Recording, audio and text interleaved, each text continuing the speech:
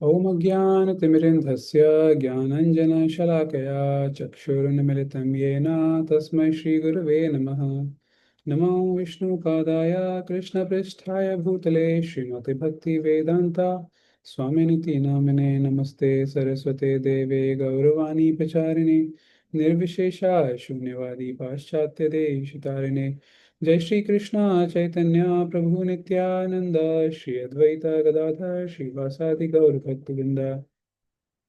हरे कृष्णा कृष्णा कृष्णा हरे हरे, हरे Ram Ram Ram Hare Hare. Okay, तो अभी हम देख रहे हैं कि किस तरह से किष्किंधा कांड के चैप्टर नंबर 3 स्टार्ट हो गया हमारा। और वहां पे कल हमने देखा था कि किस प्रकार से हनुमान जी ने बहुत ही मधुर वाक्य बोले हैं, जो कि राम लक्ष्मण जो दोनों खड़े हुए हैं उनके सामने कुछ कुछ चीजें बताई। कि आप पहले तो उनको अप्रिशिएट किया, उनको रिस्पेक्टफुली बोले कि आप बहुत ही बलशाली लग रहे हैं। आप मतलब राजा टाइप के लग रहे हैं, देवता टाइप के लग रहे हैं, लेकिन आप ये जंगल में क्या कर रहे हैं? आप बताइए तो, आपका परिचय क्या है? तो ऐसे करके 2-3 बार उन्होंने पूछा, लेकिन उधर से राम लक्ष्मण की साइड से कोई रिप्लाई नहीं आया। फिर उसके बाद फाइनली हनुमान जी बोलते हैं कि अपना बताते हैं कि मैं जो है, पास में सुग्रीव रहते हैं, सुग्रीव ने मुझे भेजा है, मैं सुग्रीव का दास हूँ। ऐसे बोल के फिर फाइनली वो चुप हो जाते हैं। अब जब वो चुप हो जाते हैं, उसके बाद अब यहाँ पे आगे हम स्टार्ट करते हैं। मैं स्क्रीन शेयर कर रहा हूँ।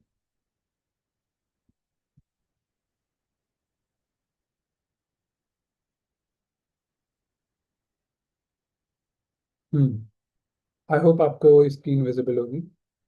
तो हम लोगों ने यहाँ तक 24वां जो श्लोक था, यहाँ पे हमने पढ़ लिया था, उन दोनों भाई वीरवर श्री राम और 1 सेकेंड।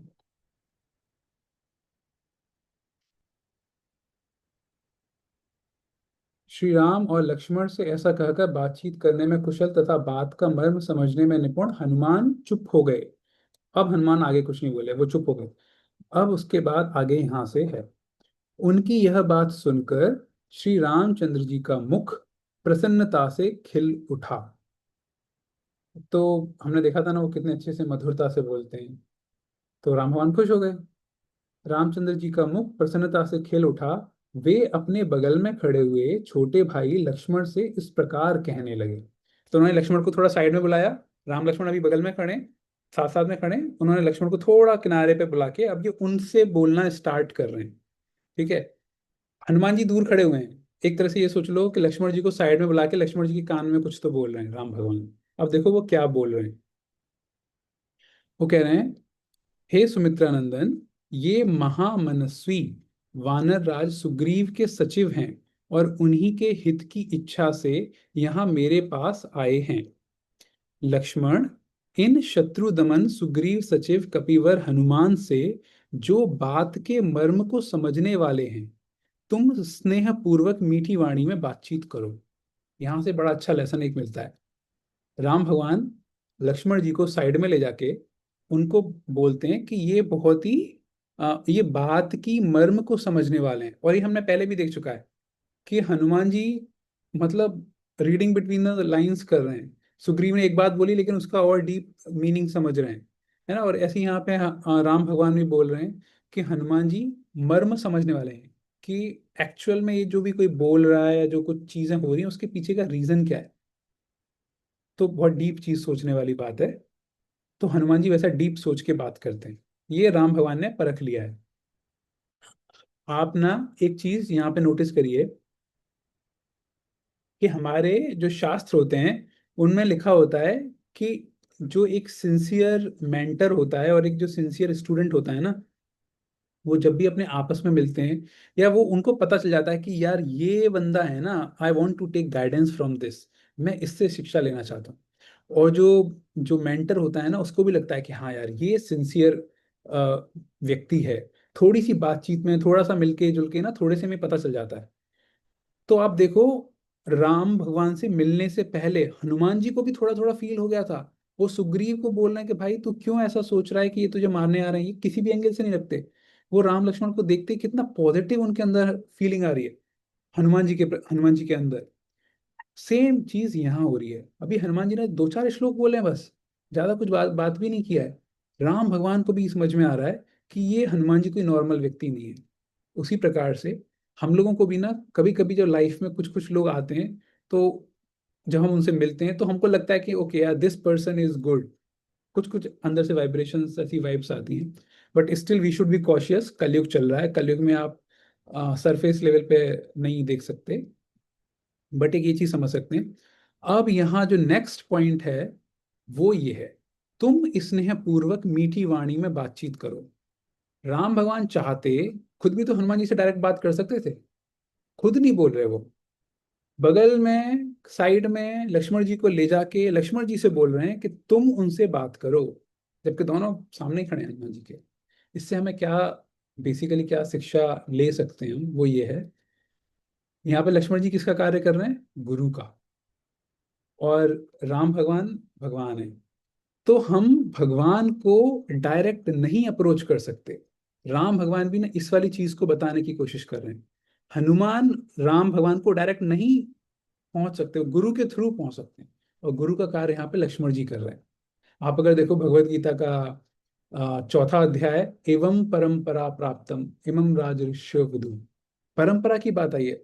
कृष्ण भगवान बोल रहे हैं भगवत गीता में कि बिना परंपरा के आप इस वाले ज्ञान को या भगवान तक नहीं पहुंच सकते, मुझ तक नहीं पहुंच सकते।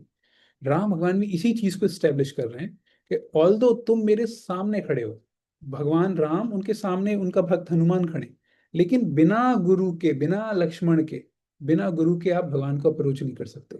या ये कहो, आप अप्रोच कर भी लोगे, जिद करके बात कर भी लोगे, लेकिन गुरु को खुश नहीं कर सकते, मतलब भगवान को खुश नहीं कर सकते बिना मेंटर के थ्रू गए हुए। तो ये आवश्यक है, बहुत इंपॉर्टेंट एक यहाँ से हम शिक्षा ले सकते हैं। राम भगवान इस चीज को समझा रहे हैं।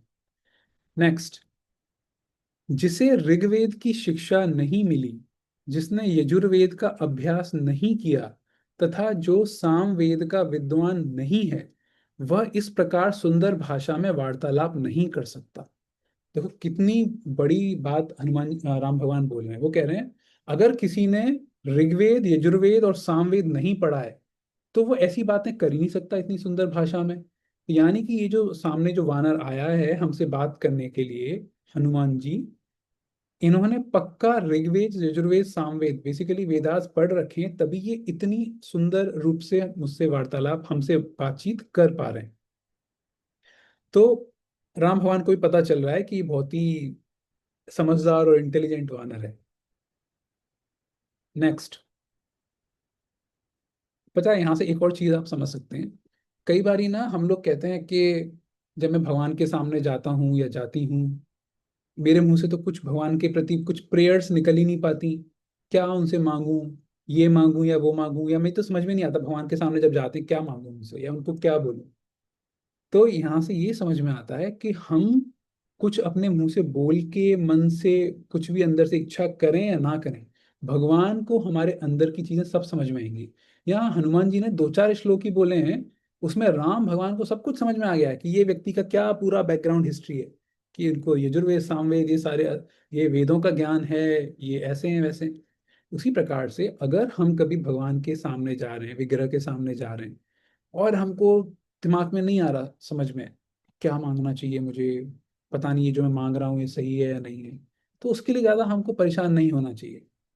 अगर कुछ दिमाग में इच्छा आ रही है तो भगवान से मांग लो, क्योंकि भगवान स्वयं बोलते हैं भागवतम में, अकाम सर्व कामो वा। और अगर नहीं मांग पा रहे, नहीं दिमाग में कुछ इच्छा आ रही है, कोई दिक्कत नहीं, सामने भगवान को, भगवान के दर्शन करो, खुश हो, भगवान के चरणों को देखो, भगवान के नेत्रों को देखो, भगवान के मुख को देखिए, है ना। कई भक्त जो है ना परेशान हो जाते हैं, इसलिए ये वाला पॉइंट हमको समझना है कि भगवान श्री राम या भगवान कृष्ण वो इस चीज को, हमारे मन की बात को या हमारे लिए क्या अच्छा है, वो समझते हैं। नाइन्थ चैप्टर में भी कृष्ण भगवान बोलते हैं ना, वो योग क्षेमम वहां में हम, कि आपके पास जो है मैं उसको प्रिजर्व करता हूँ, और जो आपके पास नहीं है लेकिन आपको उसकी जरूरत है, मैं वो प्रोवाइड करता हूँ। तो भगवान जी इस चीज का ध्यान रखते हैं। ओके, नेक्स्ट, निश्चय ही इन्होंने समूचे व्याकरण का कई बार स्वाध्याय किया है, क्योंकि बहुत सी बातें बोल जाने पर भी इनके मुंह से कोई अशुद्धि नहीं निकली। देखो, राम भगवान कितनी गहराई से नोटिस कर रहे हैं। वो बोल रहे हैं पक्का इन व्यक्ति ने, ये हनुमान जी ने व्याकरण यानी ग्रामर जो है, संस्कृत संस्कृत ग्रामर, उसको कई बार स्वाध्याय किया है। अब देखो संस्कृत वर्ड क्या यूज किया गया है, कृत्सन्मन्नेन बहुधा श्रुतम। श्रुतम मतलब सुना है, समझा है, श्रुति होता है ना सुनना। बहुधा मतलब कई बार, बहुत बार। तो इन्होंने उस ग्रामर को क्या बोलते हैं, व्याकरणम। तो व्याकरण का कई बार इन्होंने श्रवण किया है, कई बार अपने टीचर से सुना है, पढ़ा है, स्वाध्याय किया है इन्होंने। तो ये राम भगवान बोल रहे हैं। तो इसलिए हमको भी ना कई बार कोशिश करनी चाहिए कि हम भी अपनी शास्त्रों का जो अध्ययन इसी प्रकार से करें, बहुधा श्रुतम, सुने या स्वाध्याय करें, पढ़ें। क्योंकि बहुत सी बातें बोले जाने पर भी इनके मुंह से कुछ अशुद्धि नहीं निकली, वो इतने प्रॉपरली। अब आपने नोटिस किया था ना, वो 20 श्लोक जो थे हनुमान जी के, 15-20, कितने प्रिसाइजली उन्होंने उन औ शब्दों का यूज किया, वर्ड्स का यूज किया, कितने सुंदर सुंदर वो शब्द थे। राम भगवान ने उन सारी चीजों को नोटिस किया था। फिर उसके बाद बोलते हैं, संभाषण के समय इनके मुख, नेत्र, ललाट, भौह तथा अन्य सब अंगों से भी कोई दोष प्रकट हुआ हो, ऐसा कहीं ज्ञात नहीं हुआ। अब देखो कई बार होती हैं कुछ नॉन वर्बल क्यूज, जहाँ यानी कि आदमी कुछ मुंह से बोल रहा नहीं है, लेकिन एक्सप्रेस कर रहा है, अपने हाव भाव को इस तरह से दिखा रहा है, बता रहा है कि उसी से कुछ कम्युनिकेट कर रहा है, मुंह से नहीं बोल के। तो यहाँ पे राम भगवान कह रहे हैं देखो व्याकरण में भी ये बंदा बहुत ही उच्च कोटि का है, और व्याकरण के साथ साथ मुंह से भी कुछ अशुद्ध नहीं निकला। और फिर ये बोल रहे हैं कि मतलब जो उनके जो नॉन वर्बल क्यूज है ना, जो उन्होंने अपने हाव भाव दिखाए ना, वहां से भी कुछ गड़बड़ नहीं है। उनके बहुत ही प्रॉपर मुख का, नेत्र का, ललाट, माथे का, आईब्रोज का, सब कुछ इतने अच्छे से वो एक्सप्रेस कर रहे हैं अपने हैंड जेस्चर्स या पूरे बॉडी को, इस तरह से वो राम लक्ष्मण के सामने प्रेजेंट कर रहे हैं। कोई 1% भी उसमें दिक्कत नहीं है, तो कोई दोष नहीं है उसमें। तो यहाँ से हमको समझ में आ रहा है कि हनुमान जी से हम ये भी चीज सीख सकते हैं। तो हमको बेसिकली जो कम्युनिकेशन होता है ना, कम्युनिकेशन में इस वाली चीज का भी ध्यान रखना चाहिए। कई बार हम हो सकता है शब्द सही यूज करें, लेकिन एक्सप्रेशन गलत दे दें। हो सकता है गुस्से में कुछ बोल रहे हों हम, या बोल रहे हैं हम, जो शब्द यूज कर रहे हैं ढंग के बोल रहे हैं, लेकिन हमने एक्सप्रेशन बहुत ही फेस पे बहुत एंगर वाला मूड या फेस बना लिया, तो सामने वाले को हर्ट कर सकता है। उस टाइप का भी हनुमान जी के अंदर कुछ दोष नहीं है। इन्होंने थोड़े में ही बड़ी स्पष्टता के साथ अपना अभिप्राय निवेदन किया है। देखो, थोड़े में ही बड़ी स्पष्टता के साथ। कई बार हम लोग क्या है ना, बहुत ही बीटिंग अराउंड द बुश करते हैं कि छोटी सी बात है, पॉइंट पे नहीं आते भाई, कोई मुद्दे पे नहीं आते, चारों तरफ की कहानियां वो सब बोल रहे हैं। ब्रेविटी जो इंग्लिश में शब्द होता है, हम उसको फॉलो नहीं करते। तो यहाँ पे उस वाली चीज को भी अप्रिशिएट कर रहे हैं राम भगवान, जो हनुमान जी की ये चीज है कि ये कितने ब्रेविटी के साथ इन्होंने अपने आप को एक्सप्रेस किया। कम शब्दों में सब कुछ बता दिया कि ये है, ये इशू है, मेरा नाम ये है, मेरे मालिक का नाम ये है, सब कुछ क्लियर क्लियर बता दिया। तो बेसिकली आप, हमारे सीखने योग्य बात यहाँ पे ये है, राम भगवान हनुमान जी की जिस जिस क्वालिटी को अप्रिशिएट कर रहे हैं ना, इन क्वालिटीज को हम भी अपने अंदर इनकलकेट करने का या अपने अंदर धारण करने का हमको भी प्रयास करना चाहिए। वैसा प्रयास करने से क्या होगा, दो चीजें। अगर हम भी इसी प्रकार की हनुमान जी जैसी कम्युनिकेशन से रिलेटेड चीजों को अपने अंदर डालेंगे, तो जिस प्रकार से हनुमान जी की बात सुन के राम भगवान खुश हो गए, या फिर वो एक तरह से इम्प्रेस हो गए, हम भी और लोगों को इम्प्रेस कर पाएंगे। और हो सकता है इस तरह से हम अब भगवान को भी इम्प्रेस कर पाए, भगवान है ना, भगवान की आराधना करके। तो इसलिए कम्युनिकेशन अपना इम्प्रूव कर सकते हैं इन इन सारी चीजों को अपने अंदर डाल के। उसे समझने में कहीं कोई संदेह नहीं हुआ है। रुक रुक कर अथवा शब्दों या अक्षरों को तोड़ मरोड़ कर किसी ऐसे वाक्य का उच्चारण नहीं किया है जो सुनने में कर्ण कटु हो। कितना एक्सप्लिसिटली ये बात बोल रहे हैं कि उन्होंने एक एक शब्द, और एक एक शब्द का भी वो जो अल्फाबेट होता है ना, स्वर, स्वर या व्यंजन, एक एक जो वो होता है, उसको भी उन्होंने इस तरह से बोला है, वाक्य का इस तरह से उच्चारण किया है कि सुनने में कोई कर्ण कटु ना हो। कर्ण मतलब कान, कटु मतलब आ, मधुर ना हो, सुंदर मतलब मीठा ना हो, मतलब कड़वाहट फील करने वाला, हर्टफुल वर्ड्स। तो उन्होंने ऐसे वर्ड भी यूज नहीं किए। इनकी वाणी हृदय में मध्यमा रूप से स्थित है और कंठ से बैखरी रूप में प्रकट होती है। मतलब बहुत ही स्टेबल टोन में बात कर रहे हैं, बहुत ही मतलब स्टेबलाइज्ड हैं एक तरह से। कई लोग होते हैं ना, बहुत ही जल्दी जल्दी बोल रहे हैं या बहुत तेज बोल रहे हैं, फिर एक साथ फिर बहुत स्लो बोल रहे हैं, ऐसा कुछ नहीं, बहुत ही ठहरे हुए टाइप से। अतः बोलते समय इनकी आवाज न बहुत धीमी रही है और न बहुत ऊंची, मध्यम स्वर में ही इन्होंने सब बातें कही हैं। ये कम्युनिकेशन करने का एक तरीका है जो भगवान राम बता रहे हैं। ये संस्कार और क्रम से संपन्न, अद्भुत, अवलंबित तथा हृदय को आनंद प्रदान करने वाली कल्याणमयी वाणी का उच्चारण करते हैं। देखो, इससे बड़ा कॉम्प्लीमेंट क्या हो सकता है? अगर आपके भगवान आपकी इस तरह से तारीफ कर रहे हैं, ये एडजेक्टिव्स यूज करके, तो मतलब आप सोच सकते हो ना किस लेवल का कम्युनिकेशन होगा। तो एक तरह से वो स्टैंडर्ड है, तो हम भी उस वाले स्टैंडर्ड को एस्पायर कर सकते हैं। क्या बोल रहे हैं कि क्रम से का मतलब क्या है कि वो बहुत ही सिस्टमेटिक है। कई बार लोग बोलते हैं ना, कभी इस टॉपिक पे बात कर रहे हैं, कोई कोहेरेंस नहीं होती, फिर ये वाला टॉपिक उठा लिया, फिर ये टॉपिक उठा लिया। लेकिन यहाँ पे बोल रहे हैं कि बहुत ही सीक्वेंशियली कोहेरेंट, एक टॉपिक दूसरे टॉपिक से लिंक्ड है, एक बात दूसरी बात से लिंक्ड है, बहुत ही सिस्टमेटिकली तरीके से बोल रहे हैं।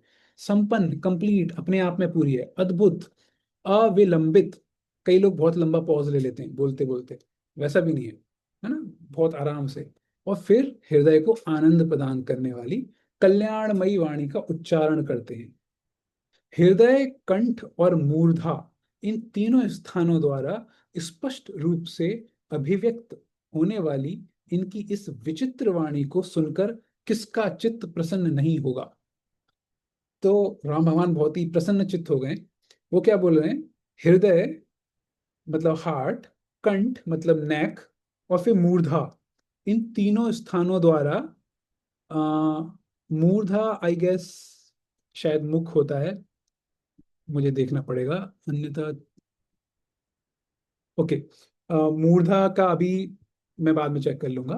लेकिन वो यहाँ पे बोल रहे हैं कि हृदय मतलब हार्ट और नेक मतलब थ्रोट, ये सारा का सारा बहुत ही स्पष्ट रूप से इन तीनों स्थानों द्वारा स्पष्ट रूप से अभिव्यक्त होने वाली, वो सारी की सारी चीजों को, अगर आप देखो, जो हमारी फोनेटिक्स की क्लास होती है, कई आजकल तो छोटे बच्चों को भी फोनेटिक्स की क्लास लेते हैं। फोनेटिक्स में बेसिकली आपका प्रोनाउंसिएशन, किस शब्द को आप किस तरह से प्रोनाउंस कर रहे हो, कैसे बोल रहे हो, तो उसको सिखाया जाता है कि किस तरह से आपको मुंह खोल के ये वाला शब्द बोलना है, ये वाला बोलना है।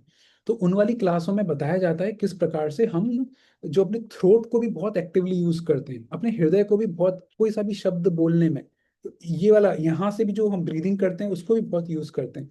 आप देख सकते हो कोई जो वोकल म्यूजिक प्रैक्टिस करते हैं ना, तो वो लोग अपने इधर से हृदय से भी ना उसकी भी बहुत अच्छी से ब्रीदिंग वो प्रैक्टिस करते हैं। यहाँ पे वही बात कर रहे हैं, हृदय, कंठ और शायद ये मूर्धा, इन तीनों स्थानों का बहुत अच्छे से प्रयोग यूज कर रहे हैं हनुमान जी। फिर ये बोल रहे हैं कि ऐसे से अगर कोई ऐसे करता है तो किसका चित्त प्रसन्न नहीं होगा। वध करने के लिए तलवार उठाए हुए शत्रु का हृदय भी इस अद्भुत वाणी से बदल सकता है। ये कितना बड़ा कॉम्प्लीमेंट दिया है। हनुमान जी इतना सुंदर बोलते हैं कि जो शत्रु एक मर्डर करने वाला है या किसी का हत्या करने वाला है, उसका भी हृदय पिघल जाएगा हनुमान जी की जैसी सुंदर बातें सुन के। निष्पाप लक्ष्मण, जिस राजा के पास इनके समान दूत न हो, उसके कार्यों की सिद्धि कैसे हो सकती है? जिस राजा के पास इनके समान दूत ना हो, यानी अगर किसी व्यक्ति के पास इनके जैसा दूत ना हो या इनके जैसा मैसेंजर ना हो, सचिव, सेक्रेटरी ना हो, तो उस बंदे का काम ढंग से कैसे हो सकता है? ढंग से नहीं हो सकता। कहने का मतलब ये है, अगर आप अपने किसी सचिव को या अपने अंडर किसी को असिस्टेंट की तरह ले रहे हो, कोशिश करो हनुमान जी के प्रकार, हनुमान जी के समान वो व्यक्ति हो अगर कोई व्यक्ति ऐसा है तो आपका काम बहुत अच्छे से होगा। ठीक है, तो यहाँ से दो लेसन मिल सकते हैं। एक लेसन ये है कि अगर आपके अंडर कोई काम कर रहा है तो आप कोशिश करो कि वो व्यक्ति इस तरह का, आप ऐसे व्यक्ति को लो अपने अंडर जो हनुमान जी के समान इस तरह का कार्य करता हो, हनुमान जी के समान हो। दूसरी तरीके से ये है कि अगर आप किसी के अंडर में काम कर रहे हो तो आप कोशिश करो कि आप हनुमान जी की तरह कार्य करो, जिससे कि आपका मास्टर या आप जिसके लिए काम कर रहे हो वो प्रसन्न हो पाए, जैसे यहाँ पे भगवान श्री राम प्रसन्न हो। फिर जिसके कार्य साधक दूत ऐसे उत्तम गुणों से युक्त हों, उस राजा के सभी मनोरथ दूतों की बातचीत से ही सिद्ध हो जाते हैं। तो अगर किसी का सेक्रेटरी इतना अच्छा बात करता हो, असिस्टेंट इसका इतना अच्छे से बात करता हो, फिर तो ना वो केवल बात करने से अपने सारे जो प्रॉब्लम्स हैं राजा की या जो भी चीजें उनको वो खुद ही हल कर देगा। राजा को इतना बीच बचाव करने की जरूरत नहीं है। मतलब डिप्लोमेटिक लेवल पे चीजें सॉर्ट आउट हो जाएंगी। तो ये बात बोल रहे हैं कि अगर किसी का, तो हमको भी कोशिश करनी चाहिए, जैसे चाहे स्पिरिचुअल पाथ पे भी अगर हम हैं, हम जिसकी भी अंडर में सेवा कर रहे हैं, हमको भी कोशिश करें कि हम अपने जो भी मेंटर हैं तो उनके लिए भी ना इस तरह से सेवा का प्रयास करें। ये सबके लिए, जैसे अगर जो भी स्पिरिचुअल पाथ पे बढ़ने का कोशिश कर रहा है, कि हम इस प्रकार से कोशिश करें जिस प्रकार से हनुमान जी, आ, इनकी और भी जो चीजें बाद में भी आएंगी, बट थोड़ा थोड़ा आपको समझ में आ रहा होगा कि किस तरह से वो भाव समझ जाते हैं व्यक्ति का, किस तरह से वो अच्छे से बोलते हैं, किस प्रकार से आ, इस तरह से बोलते हैं कि सामने वाले को हर्ट ना हो, है ना। तो इन चीजों का हम कोशिश करें। श्री रामचंद्र जी के ऐसा कहने पर बातचीत की कला जानने वाले सुमित्रा नंदन लक्ष्मण, बात का मर्म समझने वाले पवन कुमार सुग्रीव सचिव कपिवर हनुमान से इस प्रकार बोले। देखो यहाँ पे कितनी बढ़िया बात लिखी हुई है, रामचंद्र जी के कहने पर। अब यहाँ पे ये भी लिखा हुआ है कि सुमित्रा नंदन जो लक्ष्मण जी हैं वो भी बात को समझने वाले हैं। भाई गुरु हैं, गुरु तत्व हैं, वो कैसे बात को नहीं समझेंगे, है ना। तो लक्ष्मण जी इज कॉल्ड एज आदि गुरु, मतलब he is like a source of all mentors, spiritual mentors. तो वो भी बात समझ सकते हैं कि राम भगवान क्या कहलवाना चाह रहे हैं हनुमान जी से, लक्ष्मण जी के थ्रू। तो अब वो सुग्रीव सचिव हनुमान जी से ये बात बोलते हैं, विद्वान महामना सुग्रीव के गुण हमें ज्ञात हो चुके हैं। हम दोनों भाई वानर राज सुग्रीव की ही खोज में यहाँ आए हैं। तो हमने ये पहले वाले कांड में आता है कि अ, वो एक्चुअली वहाँ पे किसी से मिलते हैं, वहाँ पे अरण्य कांड में आता है, फिर वो उनको गाइड करते हैं कि आप जाइए यहाँ पे और आगे आपको सुग्रीव मिलेगा, सुग्रीव आपकी हेल्प करेगा। तो एक्चुअली में राम और लक्ष्मण सुग्रीव को ही ढूंढ रहे थे जब वो पंपा सरोवर की तरफ से निकल के आ रहे थे। तो ये बोलते हैं कि हम सुग्रीव को ही ढूंढ रहे थे। और साधु शिरोमणि हनुमान जी, आप सुग्रीव के कथनानुसार यहाँ आकर जो मैत्री की बात चला रहे हैं वह हमें स्वीकार है। हम आपके कहने से ऐसा कर सकते हैं। तो अब लक्ष्मण जी बोल रहे हैं कि आपने जो मैत्री की बात कर रहे हो, बोलते हैं ना कि सुग्रीव पास में रहते हैं, हनुमान जी जो बोले थे कल वाली क्लास में, तो वो बहुत ही अच्छे हृदय वाले हैं। तो अब यहाँ पे लक्ष्मण जी बोले हम उनसे मैत्रीता करना चाहते हैं, मित्रता। लक्ष्मण के यह स्वीकृत कृति सूचक निपुणता युक्त वचन सुनकर पवन कुमार कपिवर हनुमान बड़े प्रसन्न हुए। उन्होंने सुग्रीव की विजय सिद्धि में मन लगाकर उस समय उन दोनों भाइयों के साथ उनकी मित्रता करने की इच्छा की। अब यहाँ पे एक चीज देखो, हम लोगों ने 2-3 क्लास पहले देखा था, सुग्रीव ने साफ साफ बोला था कि हनुमान जब आप बात करो राम लक्ष्मण से तो इस तरह से बात करना कि आपका फेस मेरी साइड में फेस कर रहा हो, मतलब आपका चेहरा मेरी तरफ दिख रहा हो। अब जो हनुमान जी की, मतलब लक्ष्मण जी बोल रहे हैं कि हाँ हम आपसे फ्रेंडशिप करना चाह रहे हैं, तो हनुमान जी बहुत खुश हो गए, हनुमान जी बहुत प्रसन्न हो गए। तो हनुमान जी की प्रसन्नता सीधी सीधी बात उनके चेहरे पे भी झलकेगी।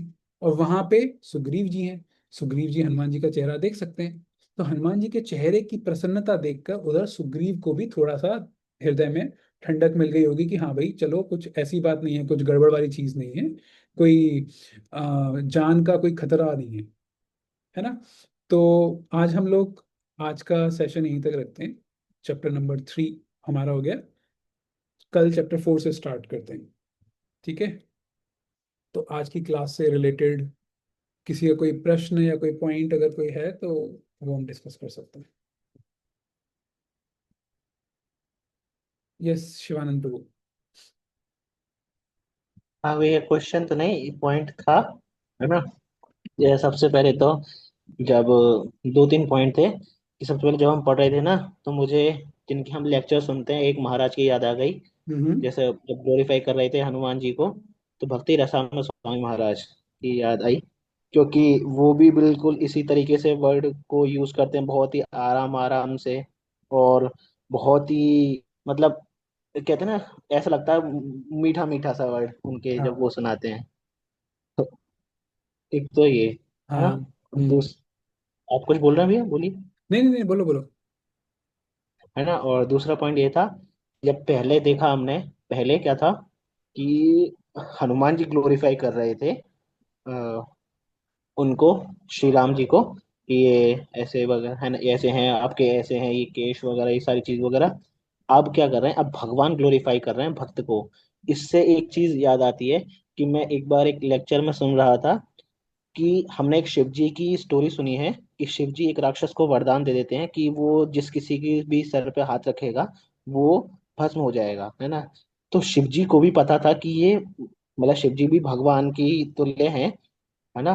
तो बोला जाता है उनको भी भगवान। तो शिव जी को भी पता था कि भैया ये क्या करने वाला है, लेकिन शिव जी ने फिर भी उसको वरदान दिया। क्यों? क्योंकि उससे पास टाइम में भगवान श्री कृष्ण ने कई सारी चीजें शिव जी के लिए करी, कई सारी चीजें शिव जी के लिए करी, तो जिससे शिव जी ग्लोरीफाई हुए, है ना। और हम्म फिर शिव जी ने सोचा कि अब मैं, मेरे को भी अवसर मिलना चाहिए कि मैं भगवान को ग्लोरीफाई करने का अवसर दे पाऊँ। तो फिर बाद में भगवान आए। तो और एक और चीज कोट करना चाहूंगा कि क्योंकि हम भगवान ग्लोरीफाई कर रहे हैं, तो जैसे कि हमने पढ़ा था, है ना, कि भगवान ने ऑब्जर्व कैसे कर लिया हनुमान जी को, उनके आचरण से, उनके बोलने के तरीके से। तो जो उनका आचरण था, भक्ति सिद्धांत सरस्वती ठाकुर का एक कोट था, है ना, कि तुम्हारा मतलब पूरा एक्चुअल मुझे याद नहीं है वर्ड सुन के, है ना, थोड़ा थोड़ा, कि आप भक्ति ऐसी करो कि मतलब कृष्ण के पीछे मत भागो, भक्ति ऐसी हाँ। करो कि कृष्ण आपके पीछे आए। हम्म तो ये वो वाली चीज हो गई कि मतलब हनुमान जी की भक्ति देखकर मतलब भगवान ग्लोरीफाई कर रहे हैं, जो स्वयं बिल्कुल पूरे त्रिलोक महेश्वर हैं। तो ये वाली चीज, ये पॉइंट्स थे। Thank you. Hmm. Thank you for sharing. ये लास्ट वाला जो है ना, यहाँ पे भक्ति सिद्धांत सरस्वती महाराज इस तरह से बोलते हैं, मतलब ये कौन थे? जो हमारे जो इस्कॉन के फाउंडर हैं, उनके स्पिरिचुअल मास्टर बेसिकली। जो परंपरा में 31st नंबर पे जो आते हैं, जो कृष्ण भगवान से जो परंपरा है, तो उसमें वो ये चीज बोलते थे कि आप कृष्ण को देखने की, या आप इस तरह से कोशिश मत करो। आप ऐसा काम करो कि भगवान खुद आपको, वो भगवान खुद चाहें आपको देखने के लिए कि भाई ऐसा कौन व्यक्ति है जो इतना कार्य, इतने अच्छे अच्छे कार्य कर रहा है। तो उसी तरीके से यहाँ पे भगवान श्री राम हनुमान जी को कितने अच्छे से ग्लोरीफाई कर रहे हैं। मतलब अंदर से आदमी कोई प्रसन्न नहीं हुआ होगा। अभी थोड़ी देर पहले ही वो इतने ज्यादा फ्रस्ट्रेटेड थे। आप लोगों ने सबने देखा, लगभग 100 के आसपास श्लोक उन्होंने अपनी फ्रस्ट्रेशन नहीं बोले राम भगवान ने पंपा सरोवर में, कुछ समय पहले ही। और अभी वो इतने प्रसन्नचित्त हो गए। यानी इस व्यक्ति ने, मतलब कोई व्यक्ति इतना नेगेटिव हो और इतने नेगेटिव के बाद, मतलब उसके सामने इस तरह से आप बात कर दो, वो बंदे की नेगेटिविटी खत्म हो जाए, हताशा खत्म हो जाए, और वो इतना खुश हो जाए कि सामने वाले को बिल्कुल ऑब्जर्व कर करके बातें बता रहा है। तो हनुमान जी में कितनी अच्छी काउंसलिंग और थेरेपी वाली कैपेबिलिटी होगी।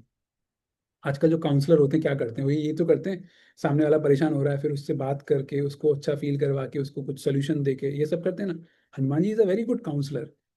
तो एक ये वाला पॉइंट। दूसरा, जैसे आपने बोला भक्ति रसामत स्वामी महाराज का, यस, जिन्होंने उनका कुछ भी डिस्कोर्स, उनकी क्लास कथा सुनी होगी अगर भक्ति रसामत स्वामी महाराज की, उनका सेम ऐसे ही है। बहुत ही क्लियर क्लियर एक एक शब्द को स्पष्ट रूप से बहुत ही धीरे धीरे ऐसे करके बात करते हैं वो भी।